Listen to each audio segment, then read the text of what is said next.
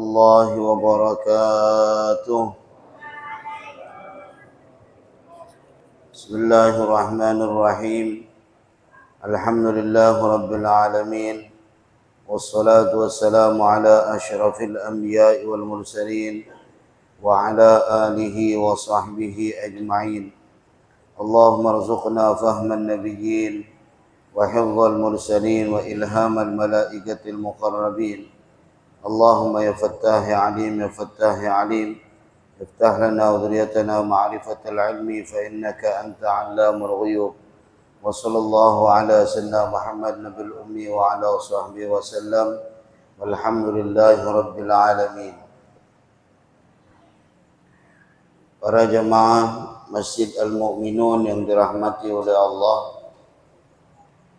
alhamdulillah kita bersyukur kepada Allah yang telah menganugerahkan kepada kita nikmat iman dan Islam, yang telah memberikan kepada kita nikmat sehat wal afiyah dan keberkahan umur, yang telah memudahkan langkah kaki kita menuju masjid ini untuk melanjutkan ta'lim kita, kitab Kifayatul Atqiya wa Minhajul Asfiya. Salawat dan salam kita sampaikan dan kita haturkan kepada junjungan kita Nabi besar Muhammad sallallahu alaihi wasallam, yang mana beliau Rasulullah telah membawa kita dari jalan yang gelap gulita menuju jalan yang terang benderang yang disinari oleh iman wal Islam. Para jemaah sekalian yang dirahmati oleh Allah Subhanahu wa taala, saya mohon izin nanti sebelum Isya saya sudah jalan karena ada ceramah Isra wal Mi'raj. Malam minggu akan datang juga demikian, tapi taklim tetap berjalan. Malam minggu akan datangnya juga demikian. Malam minggu akan datangnya mungkin kita nisfu Sya'ban. Tanggal 24 insyaAllah ya. Itu nisfu Sya'ban. Ya, mungkin habis nisfu Sya'ban kita lanjut taklim satu kali lagi. Setelah itu kita tutup majlis kita sampai setelah Lebaran nanti. Mudah-mudahan semuanya sehat walafiat. Selanjutnya, imanu mar'in la yakunu takamula hatta yara nasan bi iblin muthila fayakunu madhuhum wa dhammuhum sawa lam yakhsha laumata laimin fi dhil ula. Artinya, imanu mar'in la yakunu takamula, keimanan seseorang tidak menjadi sempurna hatta yara nasan bi iblin muthila, hingga dia memandang manusia itu sama dengan unta. Fayakunu madhuhum wa dhammuhum sawa, maka pujian dan celaan itu sama. Lam yakhsha laumata laim fi dhil ula, dia tidak takut kepada celaan orang yang mencela dalam mencari ridha Allah yang memiliki ketinggian. Selanjutnya beliau menjelaskan bahwa tiap-tiap dari menampakkan amal supaya orang-orang meyakini dia sebagai orang yang utama, dan menampakkan maksiat-maksiat supaya manusia itu mengingkarinya. Keduanya itu adalah suatu perkara yang terlarang darinya. Ya. Jadi kita menampakkan amal kebaikan kita. Mau itu sholat kita, mau itu puasa kita, mau itu sedekah kita, ya, segala amal kebaikan dengan niat di hati untuk menunjukkan orang lain supaya yakin bahwa kita ini adalah orang baik. Supaya yakin kita ini orang baik. Hal itu adalah sesuatu yang dilarang, ya, sesuatu yang dilarang. Mungkin saya ingin mendapatkan dalam suatu manfaat dari si fulan, cuma ingin membuktikan bahwa saya ini orang baik. Saya tidak tahu caranya. Tahu-tahu dia pun berpikir bagaimana kalau setiap saya berbuat baik, saya tunjukkan kepada si fulan supaya dia itu yakin bahwa saya ini benar-benar orang baik. Ya, segala apapun amalan yang kita lakukan bukan tujuan daripada makhluk, tapi tujuan karena Allah. Amalan dengan tujuan makhluk itu adalah kosong, fana, ya. Tapi amalan dengan tujuan kepada Allah Subhanahu wa taala itu baqa, akan menjadi kekal dalam kebaikan kita di dunia dan di akhirat. Ya, sehingga orang-orang mengetahui dan tidak mengetahui dalam kebaikan kita bukan menjadi suatu hal yang utama, ya, bukan menjadi suatu hal yang utama. Dan ini ada suatu kisah, ya, ada suatu kisah yang dia diketahui orang-orang bahwa dia adalah pelaku maksiat. Ya,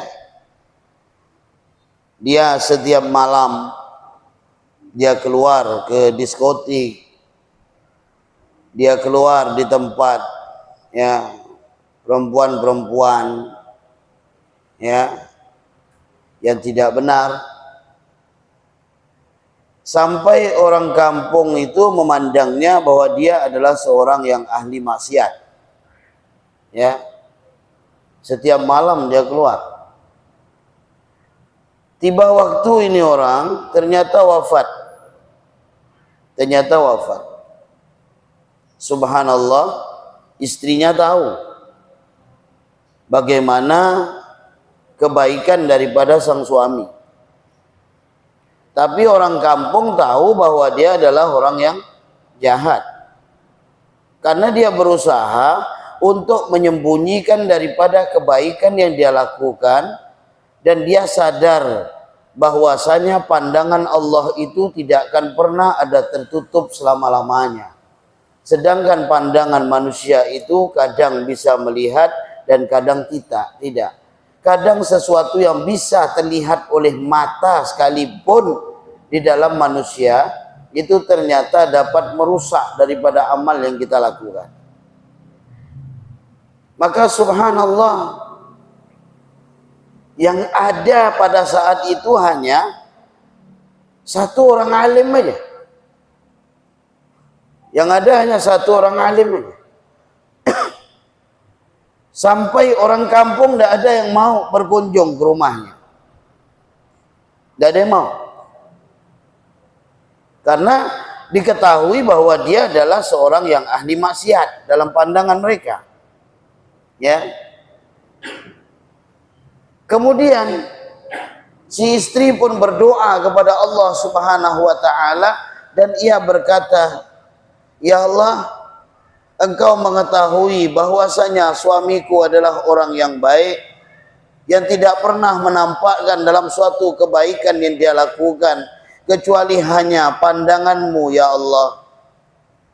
Karena dia memandang di antara syarat seorang itu menjadi hamba, la yara siwallah, dia tidak melihat kepada selain Allah. Biarkan pandangan manusia itu keburukan yang ada pada tatapannya, yang penting antara dirinya dengan Allah adalah suatu kebaikan." Si istri ini berdoa dengan menyebutkan kebaikan suami. Sampai seorang yang alim ini berkata, "Wahai ibu, tadi saya mendengar bahwa engkau menyebutkan Allah mengetahui kebaikan yang dilakukan oleh suamimu. Kami beserta orang-orang kampung mereka menyaksikan masyarakat bahwa suami engkau adalah seorang ahli maksiat. Setiap malam dia keluar diskotik, setiap malam dia keluar ke tempat wanita-wanita malam. Apa kata sang istri? Wahai Syekh, betul. Apa yang ada dalam pandangan masyarakat bukan suatu yang salah. Setiap malam suami saya pergi ke diskotik. Setiap malam suami saya pergi ke wanita-wanita malam. Benar itu. Tapi ketahuilah, saya juga menyaksikan setiap malam dari diskotik itu dia bawa khamar 1 dus. Kemudian khamar itu pun dia buang. Kita tidak bisa untuk menghentikan mereka minum khamar, tapi kita mampu untuk mengurangi khamar yang ada di diskotik dengan kita membeli, kemudian kita pun membuangnya. Dengan niat kebaikan itu yang tahu hanya dia dan Allah. Kemudian benar, setiap malam dia pergi kepada wanita malam. Dan dia memberikan uang kepada mereka. Kenapa? Kita tidak bisa untuk menghentikan mereka dengan pekerjaan mereka. Tapi minimal kita bisa memberhentikan berapa orang untuk tidak berbuat maksiat di malam hari ini. Mungkin 2 orang atau 3 orang. Tiap malam dikasih duit.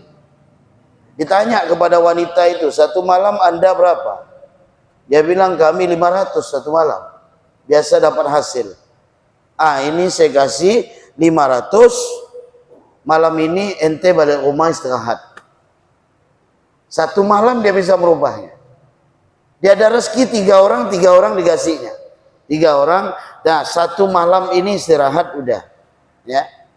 Dan subhanallah, kebaikan yang dilakukan oleh orang lain dengan seseorang yang ahli maksiat itu dapat menjadikan sebab hidayah bagi dirinya. Dan ini ada di dalam hadis. Seseorang yang salah sedekah, salah dia sedekah.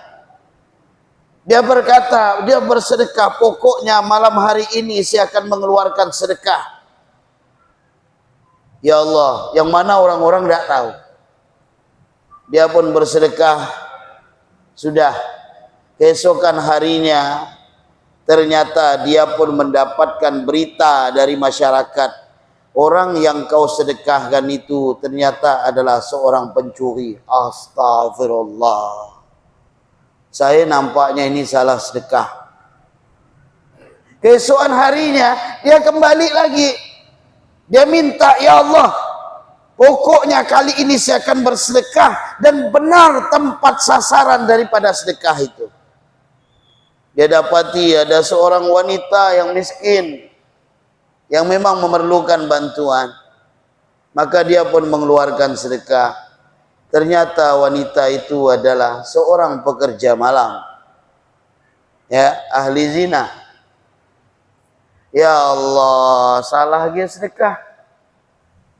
Pokoknya besok malam saya akan betul-betul cari orang benar untuk sedekah, ya.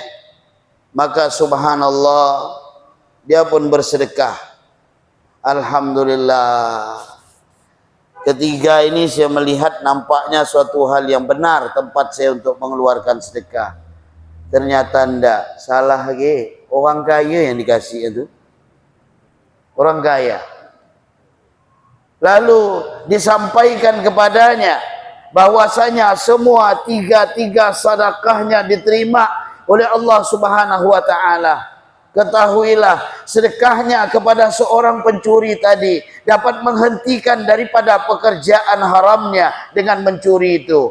Dan sedekahnya dengan wanita malam tadi dapat merubah dia dari kemaksiatan menuju kepada kebaikan. Dan katakan kepadanya bahwa orang kaya yang dia sedekah itu adalah orang kaya yang pelit. Karena dia nerima sedekah, dia merasa, dan dia pun lalu menjadi orang kaya yang dermawan. Jadi kalau ada orang kaya pelit, kasih dia duit terus. Biar dia merasa. Ya. Subhanallah. Saya pernah itu ketemu. Saya dengar orang ini orang susah keluar di syekh katanya. Lid. Saya doa suatu saat dia tidak akan terlepas kepada manusia. Dia akan lepas. Tahu-tahu subhanallah ya. Duduk di warung waktu itu makan, dia juga makan. Sebenarnya yo Pak Haji, saya dah. Dia nulis saya terus. Kenapa Pak Haji ni nulis saya? Rupanya lupa bawa duit. Ustaz bisa tolong dah Ustaz, saya lupa. Tenang Pak Haji. Pak Haji makan puas-puas Pak Haji. Makan saja. Alhamdulillah saya bawa duit lebih Pak Haji. Kena dia. Habis itu Masya Allah. Jadi orang baik pula. Jadi orang baik. Dikumpulkannya biasa ustaz-ustaz, dikeluarkannya di pesantren-pesantren, Masya Allah. Rahmat kubur orang itu sudah meninggal. Ya. Jadi itu cara, memang cara bunuh kalau bahasa Melayu itu Pak. Ya.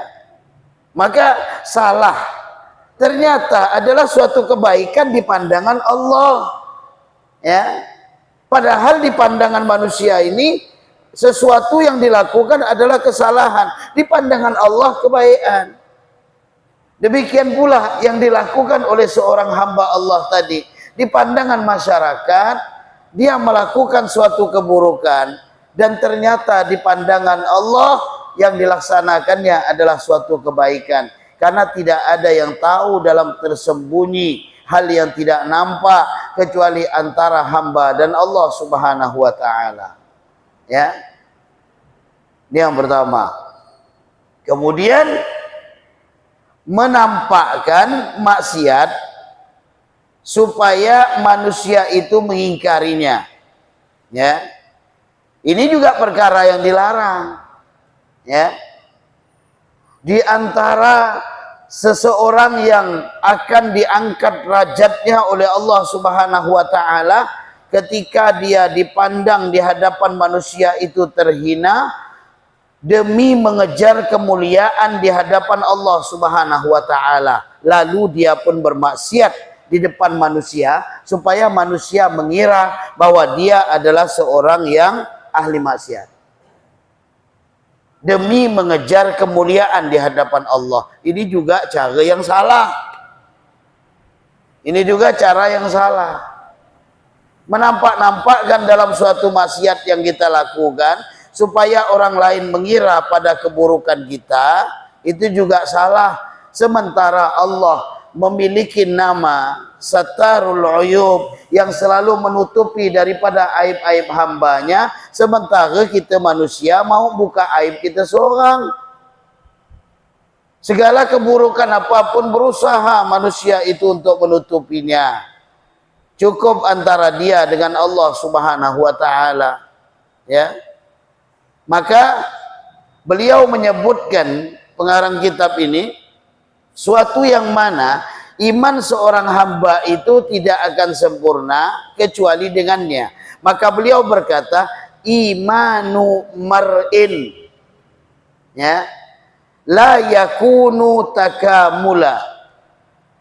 Imannya, keimanan seorang tidak akan sempurna ya hatta yara nasan bi iblin muthila, hingga dia meyakini bahwasanya pandangan manusia dan onta terhadap amalan dia itu sama.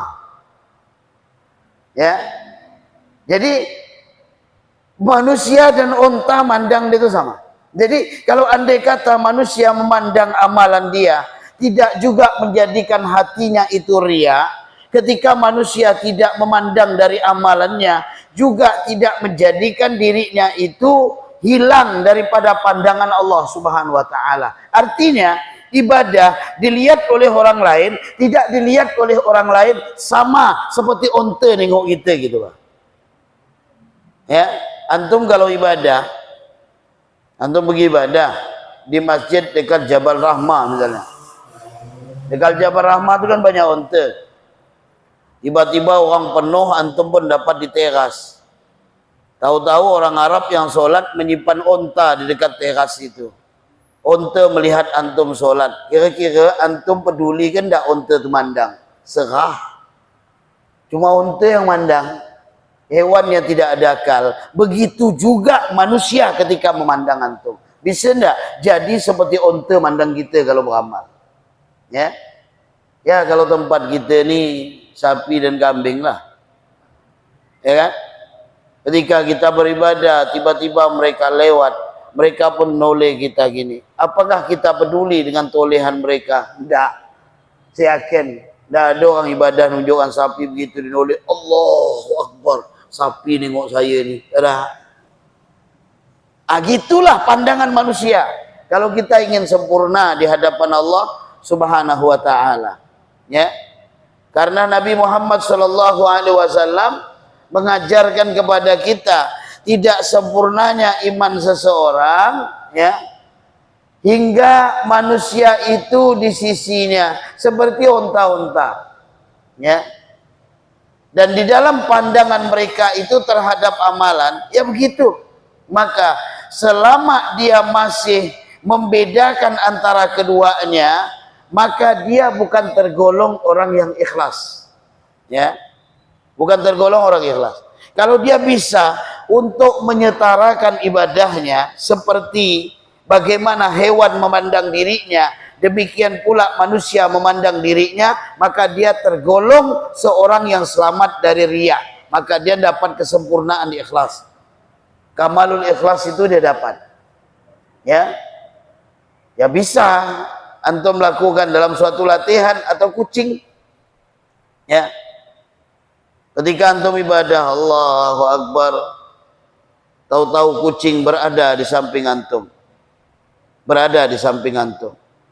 Seakan kucing itu mengikuti gerak antum sholat. Ya. Hewan saja terkadang bisa menjadikan hati kita rusak. Begitu kucing mulai mengikuti gerak antum ibadah, walaupun tidak ada manusia yang melihat antum itu ibadah bersama kucing itu, tapi bisa menjadi suatu cerita. Masya Allah, saya ibadah ya, kucing samping saya ngikut gerakan saya. Cerita ini juga menjadi suatu amalan yang membuat amalan dia rusak. Ya, tapi kalau kita dilihat kucing noleh kita ketika ibadah, ya, dengan manusia menoleh kita ketika ibadah sama saja, ya, maka disitulah kita menemukan daripada kesempurnaan ikhlas. Apa kata Imam Ghazali rahimahullahu taala? Beliau mengatakan tanda keikhlasan itu, ya, ketika hati merasa tentram di dalam sendirian. Itu tanda keikhlasan. Ya, dia tentram di hadapan orang banyak. Jadi ketenangan dia, ya, dengan kesendirian, dengan keadaan dia di hadapan orang banyak adalah suatu hal yang sama. Ya, suatu hal yang sama. Mau dia ibadah dalam sendirinya, mau dia ibadah dilihat oleh orang lain, atau dia ibadah di hadapan orang yang banyak, maka sama. Ya. Maka seperti itu kata Imam Ghazali, ini tanda keikhlasan. Ya. Jangan sampai kehadiran orang lain, ya, menjadi sebab bagi hadirnya hatinya. Sebagaimana kehadiran binatang-binatang ternak tidak menjadi sebab bagi hal itu. Ya.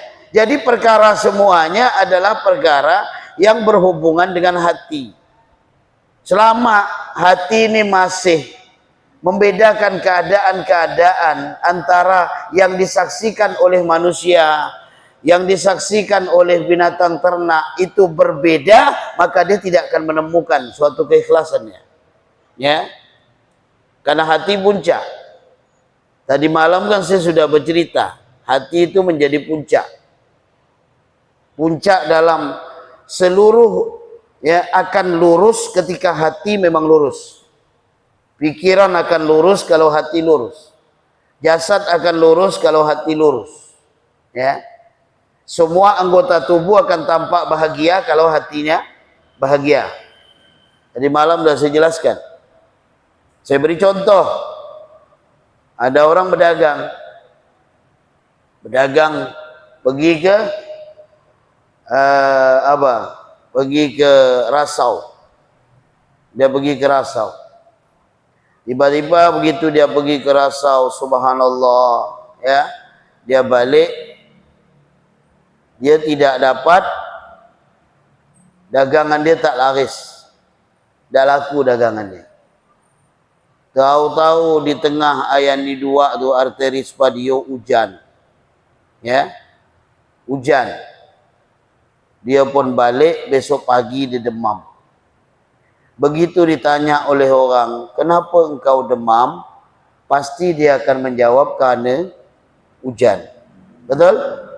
Karena hujan semalam. Tahu-tahu minggu akan datang, dia sama berdagang di Rasau Jaya.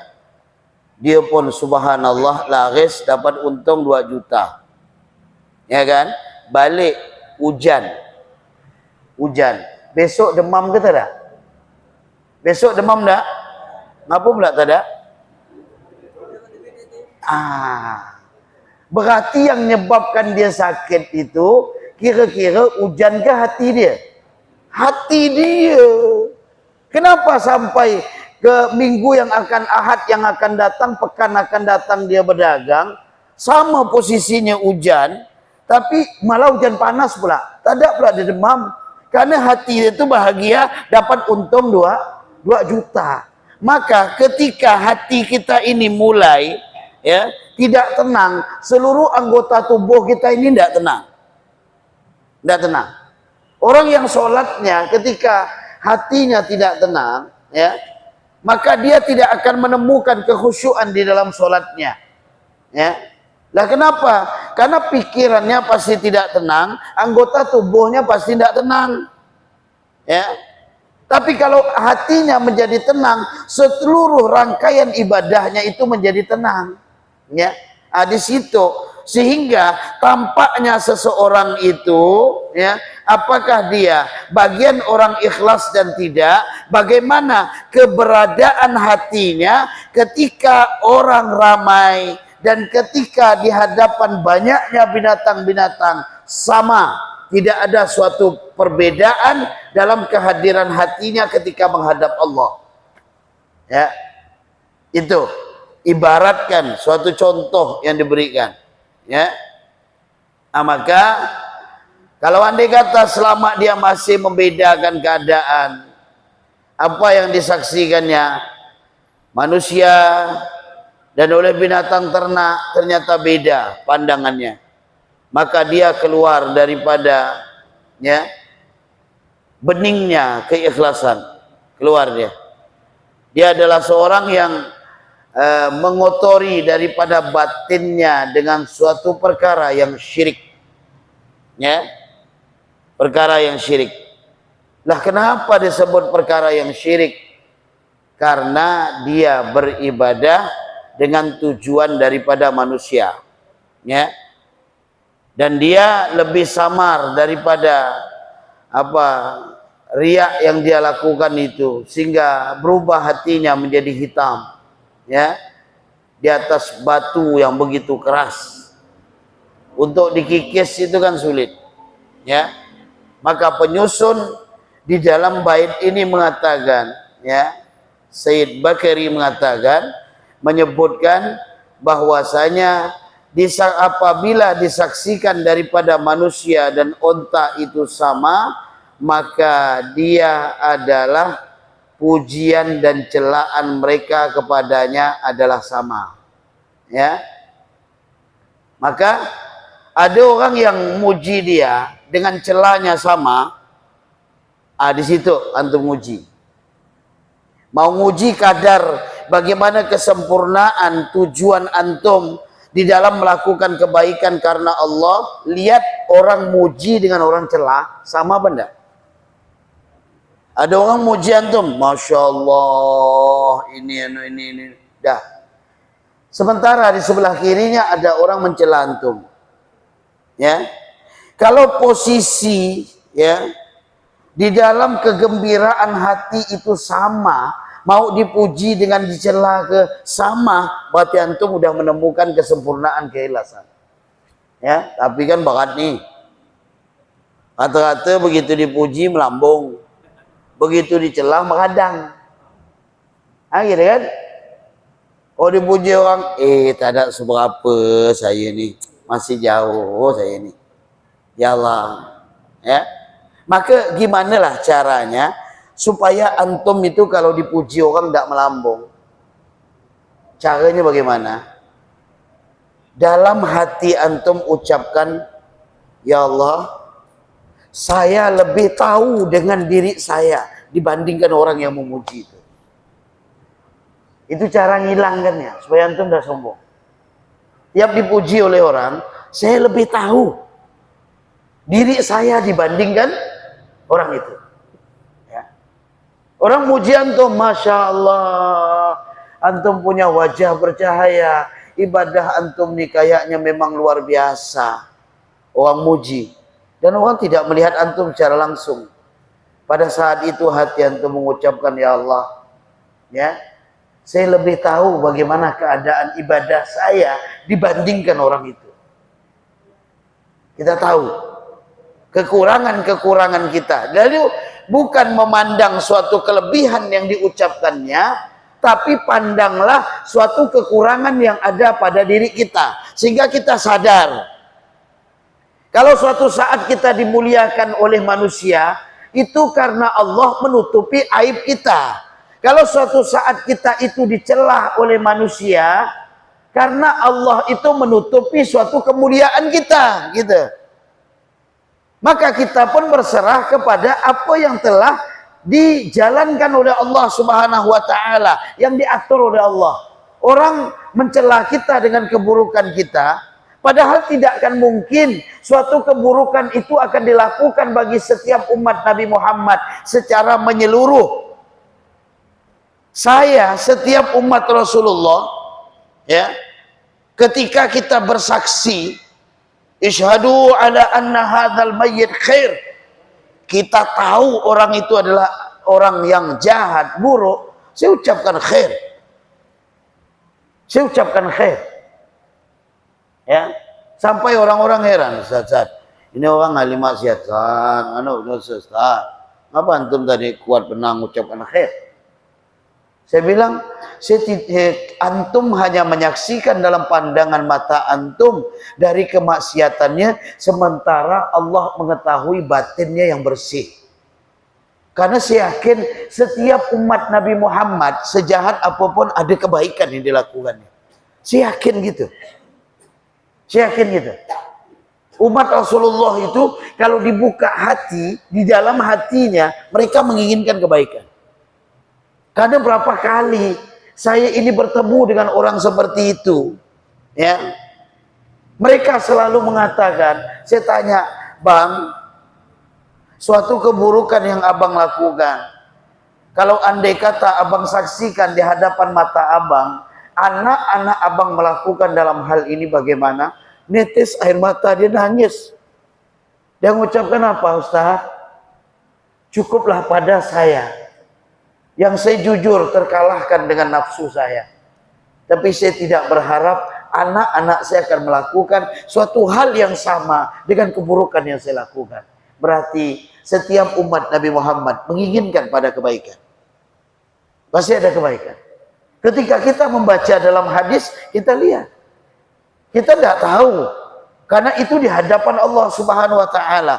Siapa tahu segala keburukannya telah dihapuskan oleh Allah dengan kebaikan yang itu tidak nampak pada manusia, tetapi tahu pada pandangan Allah Subhanahu wa taala. Karena pandangan kita manusia ini kadang-kadang, kan gitu. Istilah bahasa Inggrisnya sometimes. Ini hiburan ini. Ya kan? Kalau pandangan Allah itu kan terus-menerus. Ya. Apa bahasa Inggrisnya? Often, sering. Di situ always, selalu. Itu ya saya hafal. Saya ngapal anu bagus kata bahasa Inggris. Maka di sini para jamaah sekalian dirahmati oleh Allah, oh kita kan baca dalam hadis. Antum baca bagaimana seorang wanita pendosa ternyata gara-gara memberikan anjing yang haus, faghafaralah, Allah ampunkan dosanya. Lihat, kenapa? Yang ada itu pandangan Allah. Allah memandangnya suatu jalan dari kebaikan yang dapat menyampaikan dia kepada rahmatnya Allah Subhanahu wa ta'ala, maka tercela celaan yang ada pandangan manusia itu telah dihapus oleh Allah Subhanahu wa ta'ala dengan kemuliaan. Di situ ya kita bisa memahami, maka jangan kita memandang seorang itu dengan suatu hal yang zahir, karena kita tidak tahu bagaimana kebahagiaan batinnya yang menginginkan untuk selalu bersama Allah, cuma lagi terkalahkan dengan nafsunya.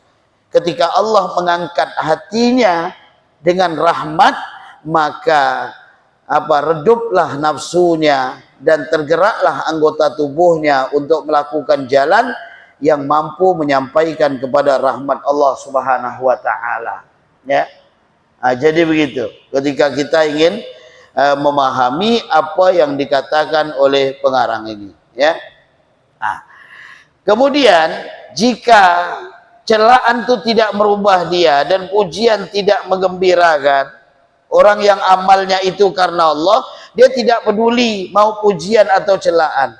Dia tidak takut dalam mencari ridha Allah, ya.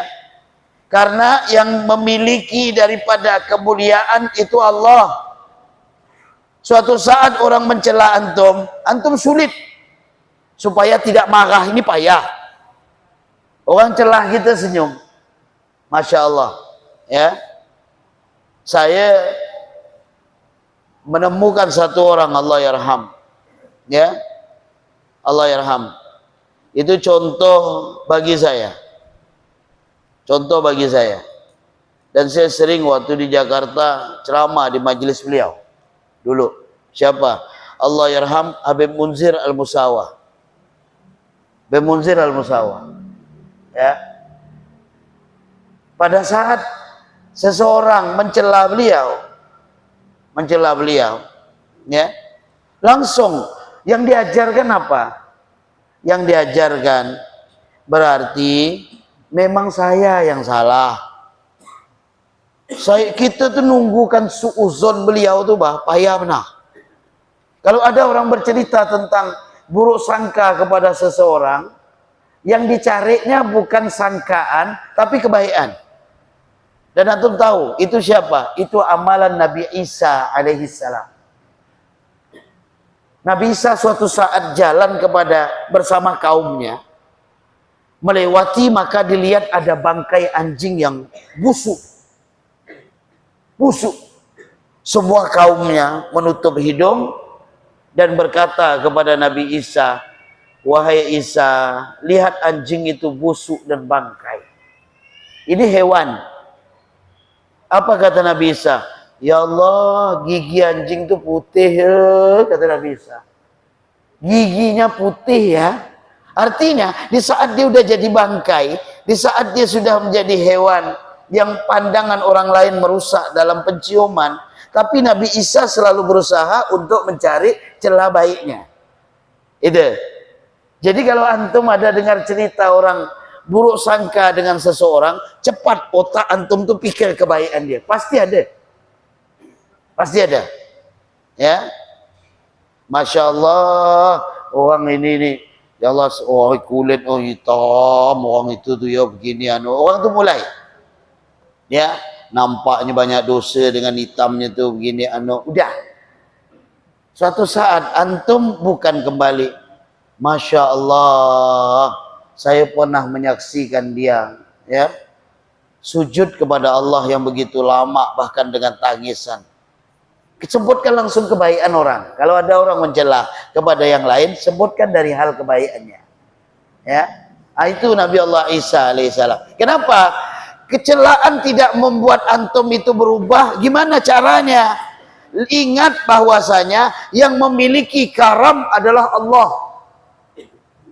Yang memiliki tinggi adalah Allah. Yang memiliki kemuliaan adalah Allah.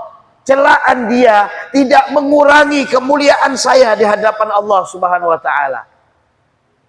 Kalau antum lawan dengan celaan ini suatu marah, kita lawan celaan ini dengan suatu hal yang mencela dengan celaan yang sama. Bukankah mengurangi kemuliaan kita di hadapan Allah? Udah, antum mulia, kita mulia nih di hadapan Allah.